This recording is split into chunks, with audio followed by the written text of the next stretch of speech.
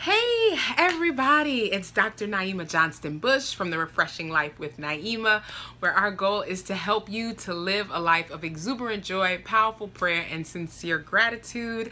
We do that through helping you to develop a healthy, intimate relationship with the Lord, healthy relationship with yourself and with others, seeking and working on optimal physical health, and of course, pursuing your God-given dreams. And it is March 2017 and time for the March Worship Note.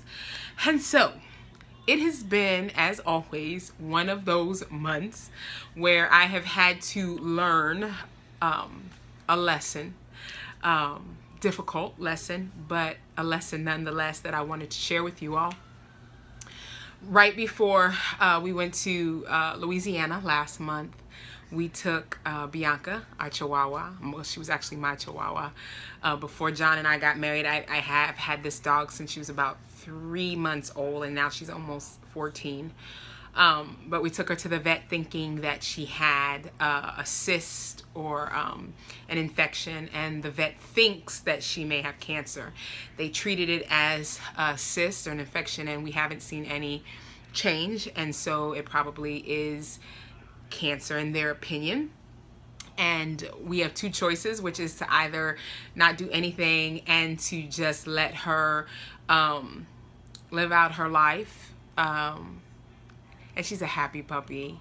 I mean, she's not a puppy, she's an old dog, but she still acts like a puppy. She's, happy, she's not feeling sick or anything, or to get the growths removed, because they may be benign, they may just be growths. And so just really frustrating and broke my heart. I've had this dog longer than I've been married.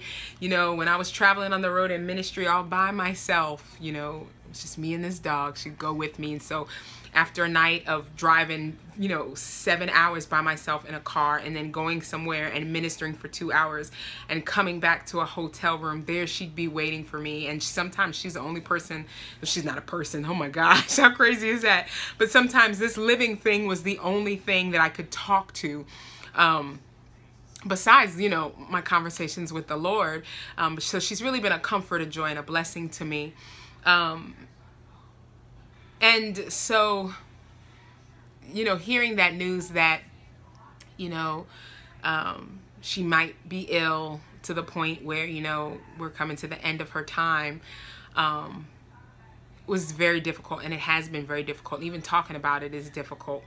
And I know there are a lot of people facing a lot of illnesses and a lot of sicknesses. I fighting liver disease myself, and I know that some people might hear this and be like, it's just a dog. And, that's your right. But the point that I'm trying to make in all of that is that I was very upset and tearful. And I find myself, even now, like at odd moments, getting sad and upset about it. And here's where the growth has occurred. I would usually spend all of my time asking God why and thinking it's so unfair and saying, I'm trying to serve you. Why didn't you? Why did you allow this to happen? But what has come out of my search to live a life of joy, despite what was going on around me, is this: that joy is a choice, and that I don't want to be miserable and sad. I want to enjoy every moment I have with this little dog and cherish that blessing. Cherish the memories, cherish yesterday, and not worry about tomorrow. Because what does the scripture tell us? Tomorrow has enough evil to worry about itself, And so I'm learning to walk in peace, whatever God decides. If it's her time, and at the end of the year, it's this growth has progressed into cancer, and we need to make whatever decisions we need to make at that time because she's ill and sick, then we will do that, facing it with the Lord. If he chooses to heal her miraculously, which he can do, I don't doubt that. He cares for man and animal alike. That's what the scripture says. Then we will rejoice in that. And if she has the surgery and she's better and then eventually the cancer comes back, we will choose to be at peace, trusting and believing and knowing his plan is a good plan and the best plan. And so I'm trying to take that stance in every area of my life. And I guess that's what I would encourage you to do, that, because it's so applicable, in the face of liver disease, in the face of coming up on that time where I have to go in for a CAT scan and go in for all these blood tests again, so they can see where I am and if what needs to happen next, in their opinion, is it still in a status where we just wait, or has something happened? I choose not to worry about that, to fight against worrying about it, because it's a battle. It is a battle to fight against worry. I'm choosing not to worry. I'm choosing to battle against fear. I'm choosing to turn to him and to just be at peace and just to trust him. One of the things that I've learned recently, and I don't remember if my pastor said it or if I thought it, because I was, you all know me, if you know nothing else, I always like to say, well, so-and-so said, and it really impacted me, but I can't remember now. But forgiveness, we were talking about Jesus, and we were talking about forgiving people. Forgiveness is given freely, but trust is earned. And if I haven't learned anything, I've learned that I can trust Jesus, no matter what the situation, the circumstances. And so this month's worship note wasn't a song that I'd written recently. As a matter of fact, it's a song that was on my very first album that I wrote with a friend of mine back then. And we used to call it the spaghetti song. And we called it the spaghetti song because we wrote it while we were making spaghetti.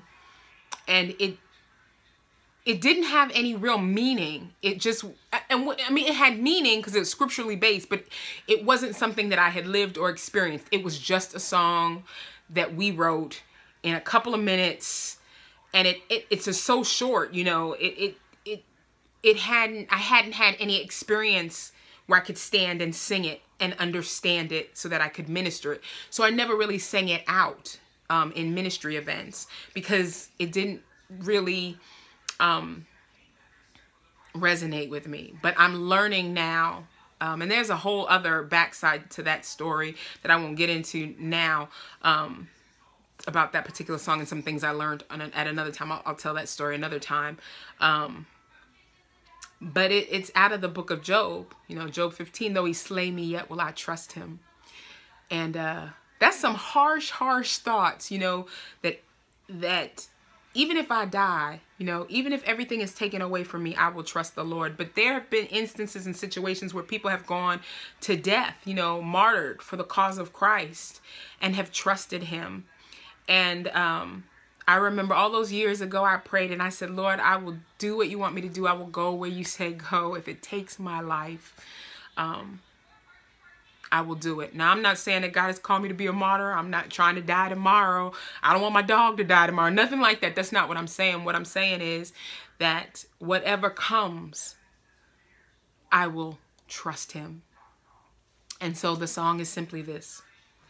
Though he slay me, yet will I trust him, finding peace in the midst of the battle. Though he slay me, yet will I trust him, finding peace in the midst of the battle, finding peace in the midst of the battle. When my enemy encamps around, he encamps around about me, I will stand upon the rock that is higher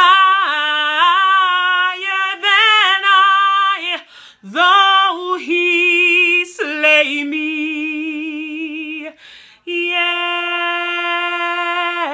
will I trust in him. Though he slay me, yet will I trust him. So for March, work on trusting him, no matter what it looks like, no matter what it feels like, no matter what you're facing. Choose joy and choose to trust. Forgiveness is freely given and trust is earned. And the mere fact that Jesus loved you so much that he came down from heaven and died on a cross for you is proof enough that you can trust him. So you all be blessed. I'll be back in April with April's worship note. God willing, and the creek don't rise. Take care.